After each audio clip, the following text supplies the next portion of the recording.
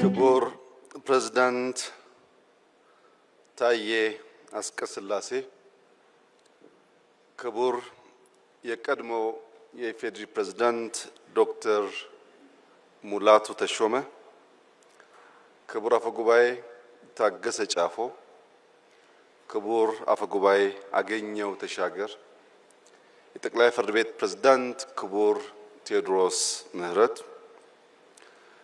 ክቡር ምክትል ጠቅላይ ሚኒስትር ተመስገን ጥሩነህ፣ ክቡር አቶ አደም ፋራህ የፓርቲያችን ምክትል ፕሬዝዳንት፣ ክቡር ፊልድ ማርሻል ብርሃኑ ጁላ እና የጦር መኮንኖች፣ የተከበራችሁ የሁሉም ክልል ርዕሳነ መስተዳድሮች፣ ሚኒስትሮች፣ የሃይማኖት አባቶች፣ በዚህ ስፍራ የተገኛችሁ ተጋባዦች በሙሉ ከሁሉ አስቀድሜ 2017 በብዙ ድል፣ በብዙ መከናወን፣ በብዙ ስኬት ላሸጋገረን በጠራ ሐሳቤ ላይ መጪውን ጊዜ በተስፋ እንድንጓዝ ለረዳን ፈጣሪያችን ምስጋና እንዳቀርብ ይፈቀድልኝ። በብዙ የተረዳን፣ በብዙ የታገዝን፣ ብዙ መከናወን ያየን ሰዎች ከስኬት በኋላ በምስጋና የሚገባውን ለፈጣሪ መስጠት እጅግ አስፈላጊ ልምምድ ስለሆነ እንደኔ ያለ እድለኛ ሰው ደጋግሞ ፈጣሪውን ሲያመሰግን እናንተም ብትተባበሩት አይከፋም።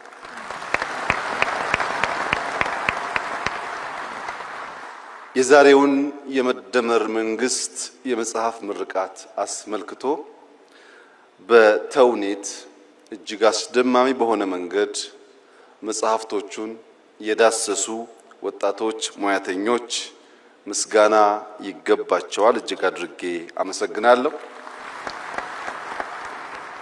ታዳጊ ህፃናት በሰርከስ በእውቁ እና ሀገር ወዳዱ ድምፃዊ ነዋይ ደበበ ታግዘው ላቀረቡልን ሰርከስ እሱንም እነሱንም ማመስገን እፈልጋለሁ። ዶክተር እዝራንም እንደዚሁ ማመስገን እፈልጋለሁ። ዶክተር ፍጹም፣ ዶክተር ዮሴፍ፣ አቶ ጌታቸው፣ አቶ ዘሪሁን እንዲሁም ዶክተር ዳኛቸው እጅግ አስደማሚ በሆነ መንገድ ስለ መጽሐፉ ያላቸውን ምልከታ በግልጽ ቋንቋ እና እጅግ አስተማሪ በሆነ መንገድ ማቅረብ ስለቻሉ በግሌ እጅግ የተደመምኩ መሆኔን እየገለጽኩ እነሱንም ማመስገን እፈልጋለሁ።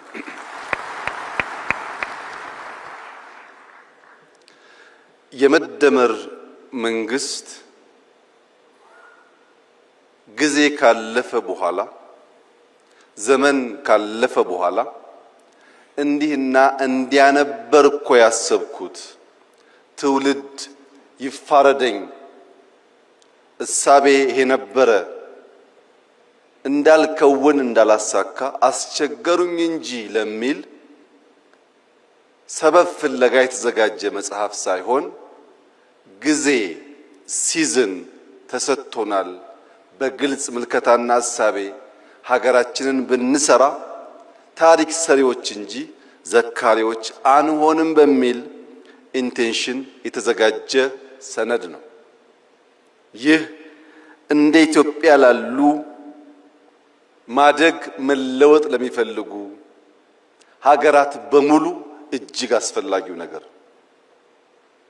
ነገር ግን ረዘም ላለ ጊዜ ስለቆየን በበርካቶች ሐሳቡም በዝርዝር በመነገሩ ምክንያት ይህንን መጽሐፍ በአራት መዎች ሰብሰብ አድርጌ አጠር ባለ መንገድ የተፈለገውን ነገር ለመግለጽ እንድችል የናንተ ፍቃድ እና ይሁንታ ከሆነ የመደመር መንግስት ማጠንጠኛው አራት መ ነው። የመጀመሪያው መነሻ ነው። ምንድነው መነሻው ያላችሁ እንደሆነ አቶ ዘሪው እንዳሉት ቁጭት ነው። ኢትዮጵያ ለምን ድሃ ሆነች? ኢትዮጵያ ለምን ተረጂ ሆነች? ኢትዮጵያ ከማን ስለምታንስ ነው ከማን የምትረዳው የሚሉ የቁጭት ጥያቄዎችና ምክንያት ፍለጋ ነው። አሳማኝ ምክንያት ከተገኘለት ሊያጽናና ሊያስተኛ ይችላል። በቂ ምክንያት ካልተገኘ ግን ቁጭት ያንገበግባል፣ እንቅልፍ ይነሳል። ለምን ኢትዮጵያ ለምን ደህየች ሲባል በዓለም ላይ ብቸኛው ድሃ ሀገር ኢትዮጵያ ስለሆነች አይደለም። ብዙ ድሃ ሀገር ናችሁ ተብለው የተቀበሉ ሀገሮች አሉ። የኢትዮጵያ የሚያንገበግበው ምድረ ቀደምት መሆኗን እኛ ብቻ ሳንሆን ዓለም የሚያምን የሚጨበት ታሪክ ያላት ሀገር መሆኗ፣ ምድረ ቀደምት መሆኗ፣ ረቂቅ መሆኗ፣ ግዙፍ መሆኗ፣ በርካታ ህዝብ ያላት ወጣት ህዝቦች ያላት ሀገር መሆኗ፣ ጀግኖች ደፋሮች ለህይወታቸው የማይሳሱ በረጅም ጊዜ ውስጥ ቢለካ ጀግነታቸው ያልነጠፈ ህዝቦች መኖሪያ መሆኗ፣ ኢትዮጵያን የመሰለ ለፈጣሪ የቀረበ አኩሪ ታሪክ ያለው የነጻነት ገድል ያለው ብዙ ህዝብ በተፈጥሮ የታደለ በኪነ ህንጻ በባህል በታሪክ ምንም የሚያሳፍር ነገር የሌለው ህዝብ እንዴት ድሃ ሆነ? እንዴትስ ለማኝ ሆነ ብሎ መጠየቅ ያስፈልጋል። ኢትዮጵያውያን እርሻን እንደጀመሩ ይነገራል። ምድረ ቀደምት ስለሆኑ እርሻን ጀምረን ብረት ቀጥቅጠን ማረሻ ሰርተን አርሰን አጭደን መብላት የጀመርንና ያስጀመርን ህዝቦች እንዴት እዚያው ተቸክለን ቆመን ምግብ ለኛ እንቆቅልሽ ሆነብን? ኢትዮጵያውያን በሸማ ልብስ ባህላዊ በሆነ መንገድ ልብሳቸውን በመስራት በታሪክ ብቻ ሳይሆን ዛሬም ሁላችሁም እንደምታውቁት በሽመና የሚታወቅ ባህል ያለው ሀገር ነው ኢትዮጵያ። ሸምነን መልበስ የቻልን ሽመናን ያስተማርን ኢትዮጵያውያን እንዴት ልብሳችንን ማምረት አቅቶን ልብስ ከውጭ የምንሸምት ሆን? በባህል መድኃኒት በሁላችሁም ቤት ጓዳ እንደሚታወቀው ለብዙ ችግሮች መድኃኒት ቅጠል በበጠስ መቀመም መፈወስ የሚችል ታሪክና ባህል ያላት ኢትዮጵያ እንዴት መድኃኒት ማምረት ተሳናት? ምንም እንጥፍጣፊ እርሾ ባይኖር ብንደህይ ባልገረመ ነበር። ግን ልምዱ ታሪኩ አስቻይ ሁኔታ እያለ እንዴት ደሃውን? በዓለም ላይ ከፍተኛ የወርቅ ሪዘርቭ ያከማቹ ሀገራት ወርቅ በማምረት አይታወቁም። እነሱ ከኛ ጥቂቱን ወርቅ ገዝተው ሼልፍ ላይ በማስቀመጥ ሀብታም ተባሉ። እኛ የበዛውን ወርቅ በከርሰ ምድር በማስቀመጥ ደሃ ተባል። እኛ ጋር ያለው ወርቅ እነሱ ጋር ካለው ወርቅ ይበልጣል። ያስቀመጥንበት ቦታ ብቻ ነው የሚለያየው። ያ ያስቀመጥንበት ቦታ ደሃ የሚያስብል ከሆነ የቦታ ለውጥ ለማምጣት ኢማጂኔሽን ፓወር ያስፈልጋል ማለት ነው። የተሰጠንን ድህነት መቀበል ብቻ ሳይሆን የቦታ ለውጥ አድርጎ መስተካከል ያስፈልጋል እና አንደኛው ወደ ኋላ የሚያስጉዘው ቁጭት ነው። ሁለተኛው ቅናት ነው። የመንፈስ ቅናት። ሌሎች እንዴት ዘመኑ? እነንትና ወርቅ የላቸውም፣ የሚታረስ መሬት የላቸውም፣ ከኛ የላቀ ፖፑሌሽን የላቸውም። ከኛ በምን ልቀው እነሱ ዘመኑ? እኛስ በምን አንሰን ደህይተን ቀረን? የሚል ቅናት። ለዚህ መነሾ የኋልዮሽ የመደመር መንግስት ሲጓዝ ስብራቱ የት ገጠመን? የት ጋ ነው ያለፉን? የት ጋ ነው ስናንቀላፋ እነሱ የቀደሙን እኛ የቀረነው ብሎ የታለፍንበትን ዘመናት ወደ ኋላ ለመፈተሽ ይሞክራል። በዚህ መነሾ ውስጥና የኋልዮሽ ጉዞ የመደመር መንግስት የተገነዘባቸው አንኳር እሳቤዎች አንደኛ የተዛቡ ጥያቄዎች ናቸው። በትክክል አለመጠየቅ ትክክለኛ ምላሽ እንዳናገኝ ስለሚያደርገን።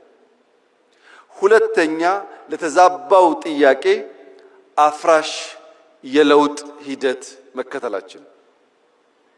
ጥያቄያችን ስሁት ነው።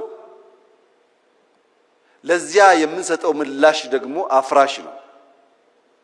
የኛ ብቃት የኛ የለውጥ አራማጅነት የሚለካው ትናንትናን በመናድ ትናንትናን በማፍረስ እንጂ የጎደለ ሞልተን የላቀ የተሻለ አሸጋግሮ በመስጠት አልነበረም። የመደመር መንግስት ያልተሄደበትን መንገድ መጓዝ ይመርጣል። ይህን ለማሳየት መነሾውን ለመገንዘብ ህዳሴና ሱዳን በቂ አስተማሪ ምሳሌ መሆን ይችላሉ። ሱዳን እኛ ስንለወጥ ሰላማዊ ሀገር ነበር። ከኛ ለውጥ በኋላ የሱዳን ለውጥ እኛ ለማገዝ እንደሞከርነው ከሞላ ጎደል ሰላማዊ ነበር። ነገር ግን የተዛባ ጥያቄ ሲነሳና ምላሹ ማፍረስ ሲሆን ዛሬ ሱዳን ቀድሞ በልጆቿ የገነባችውን የካርቱም ኢንተርናሽናል ኤርፖርት እንዳልነበር አድርገዋለች። 10 ሚሊዮን ገደማ የሚጠጋ ህዝብ የሚኖርበት የካርቱም ከተማ ያን ህዝብ መሸከም የማይችል ከተማ ሆኗል። ለምን? የተከተሉት የመረጡት መንገድ አፍራሽነት። እኛ ደግሞ እጅግ የገዘፈ በገንዘብም በሐሳብም በአሰራርም የሚገስፈውን ህዳሴ ከነስብራቱ ነበር የተቀበልነው። በነገራችን ላይ ሰሞኑን ህዳሴን በሚመለከት ማን ሰራው፣ እንዴት ሰራው፣ የማን ድርሻ ስንት ፐርሰንት ይሆናል የሚል ጉዳይ በእጅጉ አከራካሪ ሆኖ ቆይቷል። ለምን? ስለጨረስ ነው።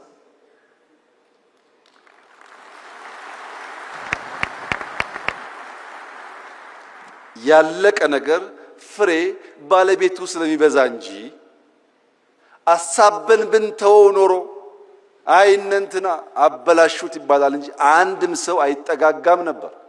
አሁንስ ተሳክቷል። ስኬት ባለቤቷ ብዙ ነው። ብዙዎች ይፈልጓታል፣ ይሻሙባታል።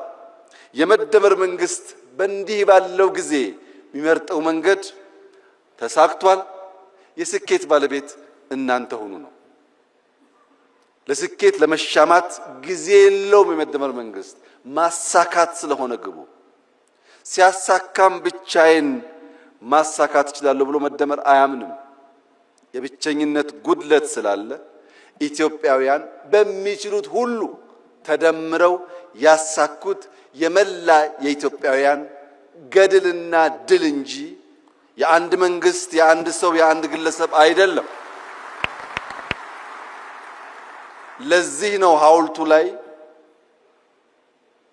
መላ ኢትዮጵያን በሚወክል መልኩ የብዙዎቹን ምስለ ቅርጽ የያዘ ሐውልት መገንባት ያስፈለገበት ምክንያት ህዳሴ የመላ ኢትዮጵያውያን ብቻ ሳይሆን የኢትዮጵያ ወዳጆችም ጭምር የኩራት ምንጭ ስለሆነ ሽሚያው የወለደው ድል ስለሆነ አሳክተን በድል ላይ መሻማት የተሻለ ስለሆነ አሳበን ከመተው የነበረውን ጭቅጭቅ ድምዳሜ እንዲያገኝ እኔ በግሌ ህዳሴን በሚመለከት ከመላው ኢትዮጵያውያን አንጻር የነበረኝ ሚና ኢሚንት እና በጣም ትንሹ ስለሆነ አትጨቃጨቁ፣ ድሉ የእናንተ ነው፣ ህዳሴ ግን የጋራችን ነው ማለት እወዳለሁ።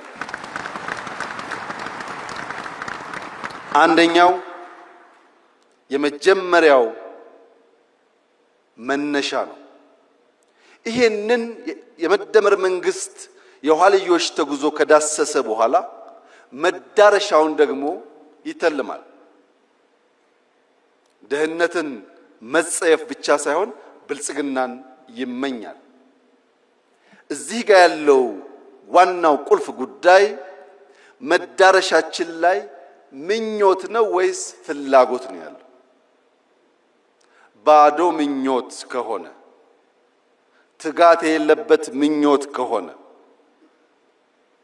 በንድፍ ያልታገዘ በተቋም ያልታገዘ ምኞት ከሆነ ምኞት ደግነቱ ቦግልም ነው። ዛሬ እንመኛለን፣ ነገ እንረሳለን። የመደመር መንግስት ከምኞት ይሻገራል፣ ፍላጎት ነው። በግልጽ ራዕይ የነጠረ መቼ ምን ብናሳካ የት ልንደርስ እንደምንችል የሚያመላክት የኢትዮጵያን ሁለንተናዊ ብልጽግና የሚፈልግ ብቻ ሳይሆን እንደሚቻል የሚያምን ነው። ይህ ፍላጎት የመፈጸም ብቃት እንዳለን ሳያረጋግጥ አይነሳም። በዚህ ጽሑፍ ላይ ቀደም ሲል ሪቪው ያደረጉ ወንድሞቼ እንዳነሱት ዕውቀት በሁለት መንገድ ሊገኝ ይችላል። አንደኛው በኢንፎርሜሽን በመስማት በማንበብ በመጠየቅ ዕውቀት ሊገኝ ይችላል። ሁለተኛው የዕውቀት ማግኛ መንገድ ግን የተግባር ልምምድ ነው። የዚህ መጽሐፍ ውጤት ከሰማነው ካነበብነው ብቻ ሳይሆን በተግባር ስንሞክር ካየነው ውጣ ውረድም ጭምር ስለሆነ ብዙዎች የሚማሩበት የሚያሳድጉት የበለጸገች ኢትዮጵያ ለማየት የሚተጉበት እንደሚሆን ጥርጥር የለውም። የመፈጸም ብቃታችንን በብዙ መንገድ አይተናል። የኛ መሻት የምትመስል ሀገር ሳይሆን የምትመሰል ሀገር መፍጠር ነው።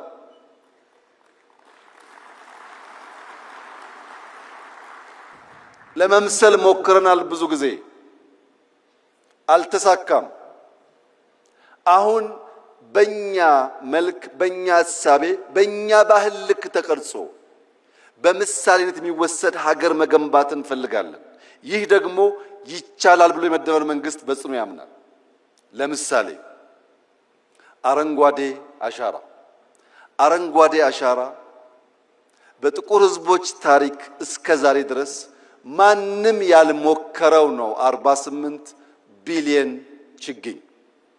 ይህ የምንመስለው ሳይሆን የምንመሰልበት ሆኖ በታሪክ ማህደር የሚቀመጥ ይሆናል።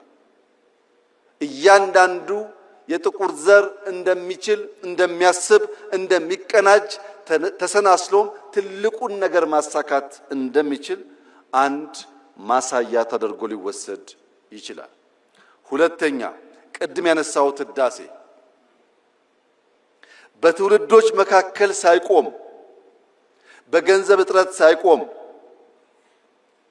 በኮሮና ሳይቆም፣ በጦርነት ሳይቆም ኢትዮጵያውያን ያላቸውን ቁጭት በዚህ ልክ መግለጥ ከቻሉ የትኛውም የጥቁር ዘር ትልቅ ነገር አስቦ ሳይለምን፣ ሳይበደር፣ ሳይለቃ ሊከውን እንደሚችል የሚያረጋግጥ ሁለተኛ ምሳሌ ነው። ቅድም ወንድሜ ጌታቸው እንዳነሳው አዲስ አበባን በሚመለከት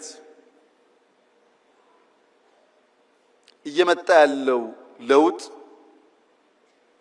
ምንም ጥርጣሬ አይግባችሁ በጥቂት ዓመታት ውስጥ በድፍን አፍሪካ ምሳሌ ተደርጎ ይወሰዳል። ምክንያቱም በራስ አቅም በራስ ገንዘብ ባጠረ ጊዜ ከመቆሸሽ ከጨለማ ልምምድ የወጣን ከተማ ለዜጎች ምቹ አድርጎ መስራት እንደሚቻል በተግባር ያሳየንበት አንዱ ስራ ስለሆነ ለብዙዎች ማስተማሪያ እንደሚሆን ጥርጥር የለውም። እግረ መንገድ የጌታቸውን ኮንሰርን ለመጋራት ምንም ነገር በቤታችን ጀምረን ቤታችን ላይ ማብቃት የለበትም። የኛ ሞቶ ያኔ ጌታቸው ወጣ ብሎ ነው እንጂ ከቢሮ እስከ ከተማ ከከተማ እስከ ሀገር ይል ነበር። ቢሮአችን፣ ግቢያችን፣ ሰፈራችን ከዛም አዲስ አበባችን ያልነው ነገር ግን ዛሬ የኛ ስህተት ሆኖ ይሆናል እንጂ ወንድሜ ጌታቸው ቢሾፍቱ፣ አዳማ፣ አርሲ ነገሌ፣ ሐዋሳ፣ አርባ ምንጭ፣ ሶዶ፣ ጅማ ብትሄድ ደቡብ ምዕራብ በዚህ እንቅስቃሴ ውስጥ በራሳቸው ልክ ሲንደፋደፉ ታያለ። ወደ ምስራቅ ብትሄድ ሐረር፣ ድሬዳዋ፣ ጅጅጋ በሚያስደንቅ ፍጥነት ራሳቸውን እየለወጡ ይገኛሉ። እኔ ከጌታቸው ጋር የምጋራው የብዙዎቻችን እምነት እንዲሆን የምፈልገው መንግስታትን የሚገለው ሰልፍ ግራቲፊኬሽን ነው። አዲስ አበባ ላይ 1% ለውጥ አመጣን ብለን እምንመጻደቅ ከሆነ አናድግም። እምናድገው በቁጭታችን ልክ ስንተጋ ነው። መልካም ጅማሮ ጀምረናል። ማንም ቢያምንም ባያምንም አስደናቂ ጅማሮ ጀምረናል። ግን ጅማሮ ነው። ጅማሮ ምን ይፈልጋል? ኮንቲኒቲ ይፈልጋል። ልክ እንደ መደመር ሳይቆራረጥ መከወን አለበት። ያንን ካደረግን ድፍን ኢትዮጵያ የውበት፣ የለውጥ፣ የዘመናዊነት ምሳሌ ተደርጋ መጠቀስ ትችላለች። ሌላው ሪቨርሳይድ ነው። ቅድም ዶክተር ዳኛቸው ከተፈጥሮ ጋር አያይዞ የኢትዮጵያን ወንዞች አጠቃቀምና ብልሽት ገልጿል። የአዲስ አበባ የሪቨርሳይድ ፕሮጀክት ወይም የአርባ ምንጭ የሪቨርሳይድ ፕሮጀክት ካለምንም ጥርጥር ለብዙ ሀገራት ምሳሌ መሆን ይችላል። እጅግ አኩሪ ጅማሮ ነው ያለው። ይህንን ጅማሮ በማስፋት ለመላው ጥቁር ሕዝብ ምሳሌ የሚሆን ስራ ለካ ይቻላል የሚል እሳቤ ማስተጋባት ከአዲስ አበባ ይቻላል። በስንዴ ላይ የነበረው ዘመቻና የተገኘው ውጤትም እንደዚሁ ሊገለጽ የሚችል ነው። ስለዚህ እኛ ኢትዮጵያውያን ከተደመርን በጋራ ለመስራት ከወሰን እንችላለን የሚለውን ነገር ለማየትና መዳረሻችን የሚያጓጓ ነው። አያስተኛም። የኢትዮጵያን ብልጽግና ማየት፣ የማትረዳ ኢትዮጵያን ማየት፣ ውብ ኢትዮጵያን ማየት እንቅልፍ የሚነሳ ጉዳይ ነው። ይህ ጉጉት፣ ይህ ፍላጎት በታሪክ ካየነው ስብራት ወደምንፈልገው ራዕይ ለመድረስ እንዲሁ በዝላይ ብቻ ሳይሆን መንገዱን በትክክል መቀየስ ይፈልጋል። ሶስተኛው መንገዱ ነው። እንዴት ብንጓዝ ነው ያን የሚያጓጓ ራዕይ ልናሳካ የምንችለው? አንደኛ ከውስጥ ወደ ውጭ በማየት ነው። የኢትዮጵያ ክርስትና፣ የኢትዮጵያ እስልምና ለዓለም የሚያስተምረው ትርፍ ዕውቀት ያለው እንጂ ከዓለም የሚናፍቅ ሊሆን አይችልም። ምክንያቱም ክርስትና ተጀምሮ በ30 ዓመቱ ገደማ ነው ኢትዮጵያ የገባው። እስልምና ተጀምሮ በተጀመረበት አገር ሳይስፋፋ ነው ኢትዮጵያ የገባው። 1000 ዓመት የደለበ ዕውቀት ያላት ኢትዮጵያ ለማስተማር እንጂ ከሌሎች ለመማር የምትጓጓ መሆን የለባትም። ከውስጥ ወደ ውጭ ማየት አለብን። ከውጭስ መማር አለብን። ያለፉን፣ የቀደሙን፣ የሰለጠኑ፣ የፈጠሩ ሀገራት አሉ። መማር አለብን። መቅዳት የለብንም። መማር ነው ያለብን። ከነሱ ስንማር የኛን መርምረን አሰናስለን ግልጥ ያለ ሐሳብ መያዝ ስንችል የአቅምና የአቋም ድማሮን ስንፈጥር ኢትዮጵያ ውስጥ የአቅምና የአቋም ድማሮ ከፈጠርን ተአምር መስራት እንችላለን። የአቅምና የአቋም ድማሮ ግን መፍጠር አስቸጋሪ ሆኖ ለሚታየን ዜጎች የዛሬው መድረክ በቂ አስተማሪ ይመስለኛል።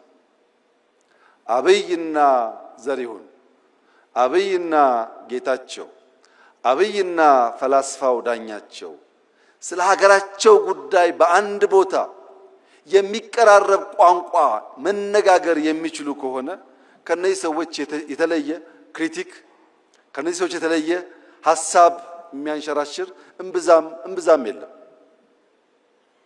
ዳኛቸው ማለት እድሜ ልኩን በመተቸት፣ በመቃረን፣ ሐሳብ በማመንጨት፣ በመጠየቅ የራሱን ስራ እስኪሰዋ ድረስ ተጋድሎ ያደረገ፣ ከቤተሰብ እስኪቃረን ድረስ ተጋድሎ ያደረገ የረጅም ዘመን የበቃ ምሁር ነው።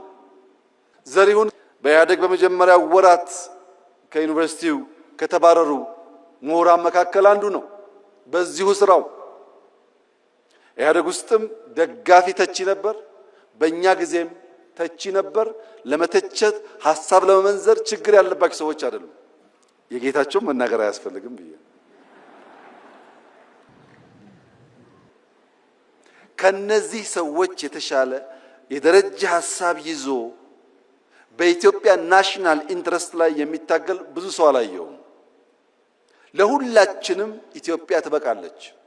የምንደመረው በአንድ ጭንቅላት ለማሰብ አይደለም፣ ስለ አንድ ሀገር ለማሰብ ነው። የምንደመረው በአንድ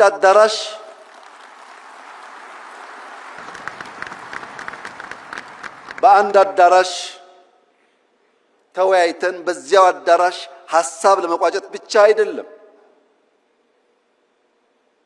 ከአዳራሽ ውጪ የሚንሸራሸሩ ሐሳቦች ካሉ ለማድመጥ ዝግጁ በመሆን ጭምር ነው።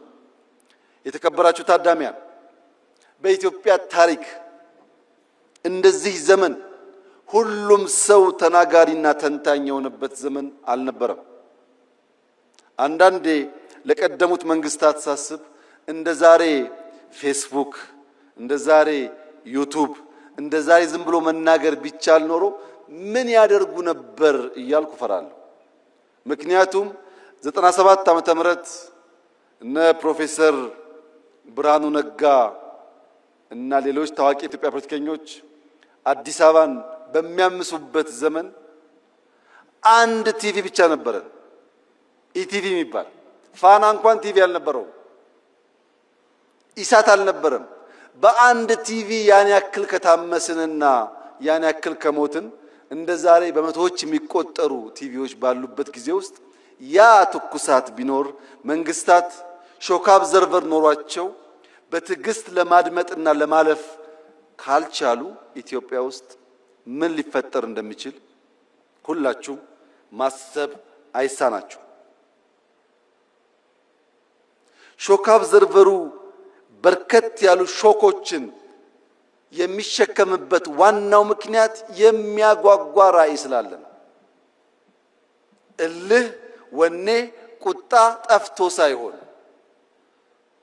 ያ የሚያጓጓው የብልጽግና ራዕይ ግድ የለም እኛ ስንረገጥ ነገር እንዳያልፈን በትዕግስት አብዞርብ እያደረግን ብንሻገር ይሻላል የሚል ምርጫ ስለወሰድን ፕሮፌሰር ብርሃኑ ነጋ፣ አቶ ጌታቸው ረዳ፣ አቶ መላኩ አለበል እና ሌሎች ባለስልጣናት በጋራ ሆነው የኢትዮጵያን መንግስት የሚመሩ ከሆነ የኢትዮጵያ መንግስትም ሐሳብ እና ብቃት ካላቸው ለመቀበል ዝግጁ ከሆነ ቢያንስ በመጽሐፍና በንግግር እንጨቃጨቅ ይሆናል እንጂ የሚያደባድብ የሚያጋድል ምክንያት የለም ማለት ነው። ስለዚህ መንገዱ በተቻለ መጠን ኢትዮጵያውያንን በጋራ ራዕይ ላይ መሰብሰብ ያስፈልጋል ብሎ ያምናል። ኢትዮጵያውያን በጋራ ራዕይ ከተሰባሰቡ በኋላ ስብራት ለይተን መፍትሄ ማበጀት ደግሞ ያስፈልጋል። የኢትዮጵያ የእድገት ጉዞ ስብራት፣ የኢትዮጵያ ፖለቲካል ችግር ስብራት ዋነኛው ጉዳይ የጥላቶቻችን አጀንዳ ነው። ይሄም መለያየት ነው። ዘር፣ ሃይማኖት፣ ጾታ፣ ሰፈር፣ መንደር እየተባለ መለየት ነው። ለዚህ መፈወሻ መድኃኒት ደግሞ መደመር ብቻ ነው። እኛ መደመር ስንል ጠላቶቻችን ይደነግጣሉ። ምክንያቱም ስንደመር እንዴት ያለ ታሪክ እንደምንሰራ በጥንት ዘመን የኢትዮጵያ ታሪክ ስለሚታወቅ ኢትዮጵያውያን ትግሬ፣ ኦሮሞ፣ አማራ፣ ጉራጌ፣ ወላይታ፣ ሲዳማ ባንባባል ያ ቢከበር በጋራ መቆም ብንችል መፍጠር እንችላለን። በአስፈላጊ ቦታ ደግሞ መዝለል እንችላለን። መከተል ሳይሆን መዝለል እንችላለን። ከተቀባይነት ተከታይነት መላቀቅ እንችላለን። ሐሳብ ተቀብለን፣ ገንዘብ ተቀብለን፣ ሚሽን ተቀብለን ኢትዮጵያ ላይ መለማመድ ተገቢ አይመስለኝም። የብዙዎች ችግር ፊዚካሊ አልተገዛንም ብንልም ቨርቹዋሊ በብዙ የቆሸሹ ሐሳቦች የተገዛ ስብስብ ያለበት ሀገር ነው ኢትዮጵያ። የሰውን ሐሳብ ከናሽናል ኢንተረስት አንጻር መመዘን ከተቸገርን እዚያ ማዶ የምንሰማው ሁሉ ትክክል ከሆነ ለመመርመር ማንዘጋጅ ከሆነ የኢትዮጵያን ብልጽግና ማረጋገጥ እንቸገራለን። ስለሆነም መደመር አለብን። የምንደመረው መከፋፈል የኛ የኢትዮጵያውያን ሐሳብ ሳይሆን ኢምፖዝ የተደረገ ቶት ስለሆነ ያለ መከላከል እንደመራለን። ሌላው በጉዟችን ማየት ያለብን ነገር የስነ ልቦና ስብራት ነው። ተሰብረናል፣ አንችልም ባዮች ነን። ይሄ ነገር አዲስ አበባ ነው፣ ይሄ ነገር ኢትዮጵያ ነው። የአዲስ አበባን ኮሪደር ዲዛይን ያደረገላችሁ ማን ነው? ገንዘቡስ ከየት መጣ? ማን ነው ኮንትራክተሩ? ለምን ኢትዮጵያውያን አንችልም ብለን ተቀብለናል። አንችልም ስላል ባለቤት ይፈለግለታል። ጥሩ ነገር ከታየ የኛ አይደለም የሌላ ሰው ነው። ይሄ የስነ ልቦና ስብራት ከላይ እስከ ታች ነው ያለው። ወንድምና እህቶቼ እንችላለን። የምንችለው በጠራ ሐሳቤ ከግል ፍላጎት ባሻገር ለወል መሻት የምንተጋ ከሆነ ነው። እንኳን ዛሬ በ21ኛው ክፍለ ዘመን የዛሬ 155 ዓመት ገደማ ህልም ያላቸው ሰዎች በምዕራብና በምስራቅ መካከል ያለን ጋሬጣ፣ ያለን ተራራ፣ ያለን መሰናክል አፍርሰው ድልድይ ለማድረግ ወሰኑ። በምዕራብና በምስራቅ መካከል የሚደረገውን የንግድ ጉዞ በ8900 ኪሎ ሜትር ለመቀነስ ስዊዝ ካናል የሚባል ተራራ፣ ስዊዝ ካናል የሚባል ግድግዳ ማፍረስ ወሰኑ። ስዊዝ ካናል 193 ገደማ ኪሎ ሜትር ነው። ያን ሲወስኑ እንደዛሬ በቂ ማሽን አልነበረም። እንደዛሬ የሚመች የኮንስትራክሽን አቅም አልነበረም። ብዙዎች ሞተዋል ያን ለማሳካት። ሲያልቅ ግን 8900 ኪሎ ሜትር የ10 ቀን ጉዞ በምዕራብና በምስራቅ የዓለማችን ክፍል አሳጥሯል። ለምን? ንግድ ወሳኝ ነው። ለንግድ የሚመች መንገድም ወሳኝ ነው። በኢትዮጵያና በህንድ መካከል ድልድይ እንጂ ዳገት አልነበረም በታሪካችን። ለዚህም ባህላችን፣ በርካታ ነገሮቻችን ይተሳሰራሉ። ዛሬ የኛ የሆነውን ቀይ ባህር መልሶ ለመጠየቅ የሚሰጋ የሚጠራጠር ትውልድ መፈጠሩ የስነ ልቦና ስብራት አካል ነው። አንችልም ብሎ ነው የሚያስበው። እኔ ላረጋግጥላችሁ እወዳለሁ፣ ኢትዮጵያ ትችላለች። የዛሬ 155 ዓመት ስዊዝ ካናል በጀግኖች ልጆቻቸው መስዋዕትነት ያሳኩ ሰዎች ዛሬ እፎይ ብለው በዓመት በትንሹ 10 ቢሊዮን ዶላር ላፍ ያደርጋሉ። ስዊዝ ካናል ሲሰራ እዚህ ኢትዮጵያ ውስጥ ወይም ደቡብ አፍሪካ ወይም ናይጄሪያ የሞቱ ሰዎች ነበሩ። ሰው ይወለዳል፣ ይሞታል፣ ግን ታሪክ የላቸው። ስዊዝ ካናል ሲሰራ እየሰሩ በሐሩር ምክንያት፣ በምግብ እጥረት ምክንያት፣ በመድኃኒት እጥረት ምክንያት የሞቱ ሰዎች ግን ዛሬም ታሪካቸው ሕያው ነው።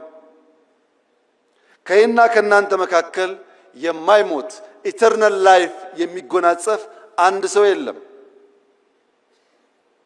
እኔም እናንተም ሟቾች ነን። የማይሞት ታሪክ ሰርቶ የሞተ ሰው ለዘላለም ስሙ በትውልድ መካከል የሚተላለፍ ስለሚሆን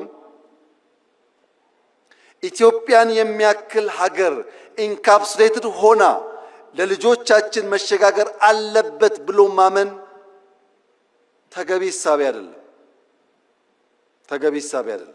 ይሄን ለማሳካት ውጊያ፣ ግጭት ያስፈልጋል ብለን አናምንም። ለዚህም ነው ለ5 ዓመታት ስንለማመጥ የነበረው። አሁንም በሰላም በዓለም ሕግ መሰረት ኢትዮጵያን ከዘጋት በርና ድሃ ካስባላት መጠሪያዋ መገላገል አለባት ብለን ስለምናምን በየትኛው መድረክ ከኢትዮጵያ ጋር በሰላማዊ መንገድ ለመነጋገር የሚፈቅድ አካል ካለ እጃችን ከምን ጊዜውም በላይ የተዘረጋ ነው። ነገር ግን ኢትዮጵያ የጂኦግራፊ እስረኛ ሆኗ ለዘላለም ትኖራለች ብሎ የሚያስብ ኢትዮጵያዊ ካለ እርሱ የሞተ ነው። ሰላም ታስቀድማለች፣ ደህንነትን ትፋለማለች፣ መውጫ መግቢያ በሯን ታበጃለች። ይህ አይቀሬ ጉዳይ መሆኑን ተገንዝበው ወንድም እህቶቻችን በፈጠነ ጊዜ ለድርድር ራሳቸውን ዝግጁ እንዲያደርጉ ማድረግ ነው። ይሄ መንገድ የአቅምና የአቋም ድማሮ ስለሚያመጣ የአቅምና የአቋም ድማሮ ሲፈጠር ደግሞ የኔ ህልም ፓርላማው ለምስራቅ አፍሪካ ወንድሞቻችን ይሄን ያክል ቢሊዮን ይበቃል፣ ይሄን ያክል አይበቃም ብሎ በጀት ላይ መከራከር የሚጀምርበትን ጊዜ ማየት ፈልጋለሁ። ኢትዮጵያ ማገዝ አለባት። ልክ ሌሎች እኛን ለማገዝ ተከራክረው እንደሚወስኑት እኛም ወንድሞቻችንን ለማገዝ በግልጽ ህግና ስርዓት ተከትለን ተወያይተን ገንዘብ አሎኬት አድርገን ወንድሞቻችን የምናገዝ መሆን አለብን። ያ እንዲሆን ደግሞ አራተኛው ማ ያስፈልጋል። መንግስት ማለት በዓለም ላይ ከተፈጠሩ ነገሮች ሁሉ የሚበልጠው ትልቁ ፈጠራ ማለት ነው። ኒውክሌር ሳይንስ አይደለም፣ ስፔስ ሳይንስ አይደለም፣ አርቲፊሻል ኢንተለጀንስ አይደለም። ትልቁ ፈጠራ መንግስትን መፍጠር ነው። አልበርት አንስታይን E=mc² ያለውን ቀመር መንግስት አልቦ በሆነ ሁኔታ ውስጥ ቢቀምረው ታቅፎት ይቀር ነበር። ያን ፈጠራ ያን ህልም እውን ያደረገው መንግስት ነው። ማንኛውም ፈጠራ መንግስት ባልጠነከረበት ሁኔታ ይመክናል። ይህ መንግስት ከፈጠራው ሁሉ ለየት የሚያደርገው ምንድነው ያላችሁኝ እንደሆነ የአፈጣጠር መነሾው ነው። ተፈጥሯዊ ስለሆነ ነው። ቤተሰብ ከሚባል እጅግ መሰረታዊ ተቋም አድጎ በርከት ያሉ ማህበረሰቦችን የሚያቅፍ የተገለጠ ራዕይ ያለው ሃይራርኪ ያለው የጋራ ህልም ያለው ለጋራ ኮዝ በጋራ የሚሰራ ተቋም የሰው ልጅ መፍጠር በመቻሉ ነው ሰርቫይቭ ማድረግ የቻለውም እንጂ ግማሹ የዓለም ዜጋ የአውሬ ራት ሆኖ ሊቀር ይችል ነበር። መንግስት ወሳኝ የሚሆንበት ዋናው ምክንያት ዛሬ ላይ ቆሞ ነገን መስራት በመቻሉ ነው። ያለነው ዛሬ ነው። እምናወራው ስለ መውጫ መግቢያ በራችን ነው። ያ መውጫ በር ሲሳካ እዚህ ካለነው ግማሻችን ላንኖር እንችላለን። ነገር ግን ልጆቻችን በተዘጋ ሀገር ውስጥ የሚኖሩ ደሃና ለማኞች ሳይሆኑ የታሪክ ሰሪ ልጆች ሆነው ልማታቸውን አፋጥነው ወንድም ህዝቦች የሚደግፉ ይሆናሉ። ነገን ዛሬ ላይ ማየት መስራት ለሚለው ቀለል ባለ መንገድ ለመገንዘብ ኢትዮጵያውያን የአፍሪካ እግር ኳስ ጨዋታ በመጣ ቁጥር ያዝናሉ፣ ይተክዛሉ፣ ይተቻሉ። ለምን? የኢትዮጵያ ብሔራዊ ቡድን በእንደዚያ ባለው መድረክ ልክ እንደ ሩጫው ስመጥር ስራ ሲሰራ ስለማያዩ። ዛሬ በእርግጠኝነት ብነግራችሁ የዛሬ 10 ዓመት ቢበዛ የዛሬ 10 ዓመት የኢትዮጵያ ብሔራዊ ቡድን በአፍሪካ ውስጥ አስደናቂ ስራ ሰርቶ እኛም እንደሌሎቹ የምንተክዝ ሳንሆን በአፍሪካ መድረክ በዓለም መድረክ በልጆቻችን የተካነ ብቃት የምንኮራበት ጊዜ ይመጣል። ይሄ ምኞት አይደለም፣ በስራ የተገለጠ ነው። አዲስ አበባ ላይ ከ100 በላይ ጥቃቅን ስታዲየሞች ገንብተናል። በየሰፈሩ እንደምታዩት። ለምን? እሱን ሳትሰራ ቴሌቪዥን እያየ ብትቆጭ ከቁጭት ባሻገር ውጤት ልታይ አትችልም። ፋውንዴሽኑን ብትሰራ ግን ነገ ለውጥ ይመጣል። ለዚህ ነው መንግስት ዛሬ ላይ ሆኖ ነገን የሚተልመው። የዛሬ 2 ዓመት 3 ዓመት ባይደርስልኝ 5 6 7 10 ዓመት ላይ ኢትዮጵያ ጠንካራ ቲም እንዲኖራት ዛሬ ኢንቨስት ማድረግ አለብኝ ብሎ መንግስት ይሰራል። ይሄ አንዱ ማሳያ ነው። ሁለተኛው ማሳያ የትምህርት ጥራት ነው። የኢዜማው ሊቀመንበር የሚመራው የትምህርት ሚኒስቴር የትምህርት ጥራት ማረጋገጥ አለብን ብለን ሮድማፕ አውጥተን ከወሰን በኋላ በመጀመሪያው ዓመት በሁለተኛው ዓመት የነበረውን ጩኸት ታውቃላችሁ። በዚህኛው ዓመት ለውጥ መጥቷል። በሚቀጥሉት 2-3 ዓመታት የምንፈልግበት ስንደርስ 15% ገደማ በየትኛውም የትምህርት ገበታ ሊወዳደሩ የሚችሉ ብቃት ያላቸው ኢትዮጵያውያን ከፈጠር ቅድም ያልነውን ብልጽግና በምኞት ብቻ ሳይሆን በግልጽ መንገድ እንከውነዋለን ማለት ነው። በቅርቡ ኢትዮጵያ የኒውክሌር ፕላንት ስራ ጀምራለሁ ብላ ማወጇ ይታወቃል። አንዳንዶች ከኢነርጂ ጋር ብቻ አገናኝተው አይተውታል። እዚህ ያላችሁ ሰዎች መገንዘብ ያለባችሁ በኒውክሌር ቴክኖሎጂ ላይ ኢትዮጵያ መስራት ስትጀምር የሕክምና ሳይንስ ያድጋል፣ ፕሪሲሽን ፋርሚንግ ያድጋል፣ የውሃ አጠቃቀም ያድጋል። አሁን የምናወጣቸው ተማሪዎች የሚመራመሩበት፣ የሚሰሩበት፣ የሚያድጉበት፣ የሚወዳደሩበት አቅም ይገነባሉ። ኢነርጂ ብቻ አይደለም። ራሽያ የዛሬ 80 ዓመት ያሳካችውን የኒውክሌር ኢነርጂ ኢትዮጵያ ዛሬ መከወን ፈልጋለሁ ስትል የሚጠራጠር ኢትዮጵያዊ እውን አለ ብሎ መውሰድ ይቻላል? የሚንቀሳቀስ ሮቦት ካልሆነ በቀር ህሊና ያለው ሰው የዛሬ 80 ዓመት የተሞከረና የተሳካን ነገር ዛሬ ለመጀመር እንዴት ድፍረት ያጣል? ኢትዮጵያ ትችላለች፣ ትጀምራለች፣ ትጨርሳለች። መንግስት ነገ ላይ ሆኖ ዛሬን ማወቅ አለበት። ዛሬ ላይ ሆኖ ነገም ብቻ ሳይሆን ነገ ላይ ሆኖ ዛሬን ማወቅ አለበት። ዛሬ ያለ ውስን አቅም፣ ዛሬ ያለ ስብራት፣ ዛሬ ያለ እንካ ሰላምታ የሚቀጥል ከሆነ የልጆቻችን ዕጣ ፈንታ ግልጽ ነው። ስደት ነው፣ ልመና ነው። እኔና እናንተ ያየነውን መከራ ልጆቻችን እንዳያዩ ከፈለግን ዛሬ ላይ ሆነን ለነገ ስብራት መጠገን አለብን። አንደኛው ስብራት ትልቅ ሆነን ሳለን፣ ብቁ ሆነን ሳለን፣ ማከናወን የምንችል ሆነን ሳለን በስነ አእምሮ አንሰን መገኘታችን ነው። ይህ ስብራት መጠገን አለበት። ይህ ትውልድ መሰረት መጣል አለበት።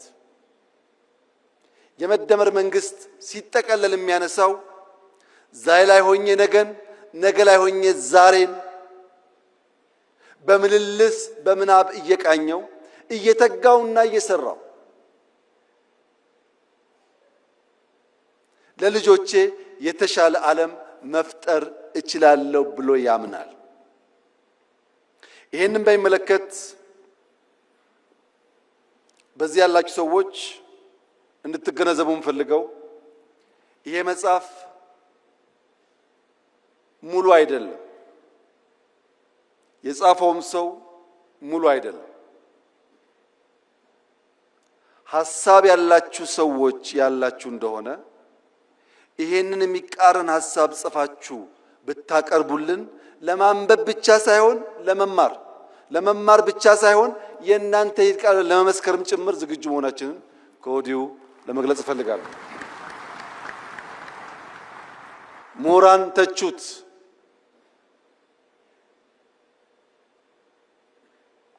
በተቃረነ መንገድ ሐሳብ ማፍለቅ የሚችሉ ሰዎችም አፍልቁ። ነገር ግን ሐሳብ አልቦ በሆነ መንገድ እንዴትና መቼ ተጻፈ ብላችሁ የምትቸገሩ ሰዎች ቢያንስ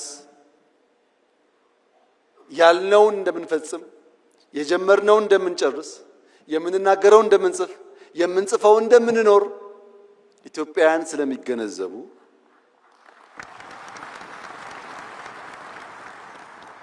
በውስጥ ያላችሁ ዋናው ትምምን የሚያስፈልገው በውስጥ ላሉ ሰዎች ነው። በውስጥ ያላችሁ ሰዎች ላለፉት 2 ዓመታት ምን አይነት መንግስት ነው የሚያስፈልገው የሚለውን በስልጠናዎቻችን ላይ ስንወያይበት ስንመክርበት የቆየነው ሐሳብ ስለሆነ ስታነቡት ግልጥ ብሎ የመደመር መንግስት ያ የመከርንበት የሰለጠንበት የተወያየንበት ጉዳይ ለእኔና ለእናንተ ብቻ ሳይሆን ውጭ ላለውም ዓለም የተዘጋጀ መሆኑ በደንብ ይገለጥላችኋል። 2019 ዳቮስ በሄድኩበት ጊዜ ፍሪሊዮን የሚል ተውት እንዳየው ነግሬያችሁ ነበር። ተደጋጋሚ ስልጠናን ተሰጥቶበታል። ያን በሚመለከት ጅማሮ ስራዎች አሉ። ምናልባት የመጨረሻው የመደመር መጽሐፍ ሊሆን ይችላል። ያም ርዕሱ ከወዲሁ እንድታውቁት የመደመር ስሌት በፍሪሊዮን ነው የሚለው። የመደመር ስሌት ከእያንዳንዱ ሰው አንጻር እያንዳንዱ ሰው ራሱን በማካፈል ራሱን በመስጠት ከራሱ በመስጠት በዚያ ውስጥ ማትረፍን እንዴት እንደሚለማመድ የሚያሳይ ሰነድ ነው። መጽሐፍ ለምትወዱ መጽሐፍ ማንበብ ለምትወዱ ቀላሉ ምክሬ እድሜ ለቴክኖሎጂ ነገር ሁሉ ቀሏል። ኦዲዮ ቡኮች አሉ። ስፖርት የሰራችሁ ወክ እያደረጋችሁ ማድመጥ ይቻላል። ማንበብ፣ ሐሳብ መሸመት፣ ሐሳብ መገብየት ከመጽሐፍት ብቻ ሳይሆን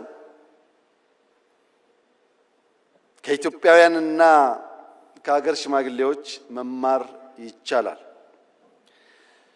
በተቃራኒ መድረክ ላላችሁ ለምትቃወሙ ሰዎች የመጨረሻ መልእክቴ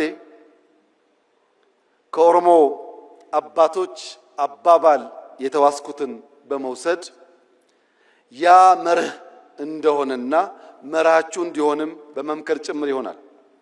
የኦሮሞ አባቶች ነገር ግራና ቀኝ ሲልባቸው ከህልማቸው የሚጋጭ ነገር ሲፈጠር ካን ኦብሳ ካን ሞጎርሳ ይላሉ። ገሪ ጎርሳ ገሪ ሞኦብሳ ሙለተኬት አዴሙ ቀብዳ ይላሉ። ከፊሉን እየታገስክ ከፊሉን እየመከርክ ወደ ራዕይ መጓዝ አለብህ ይላሉ።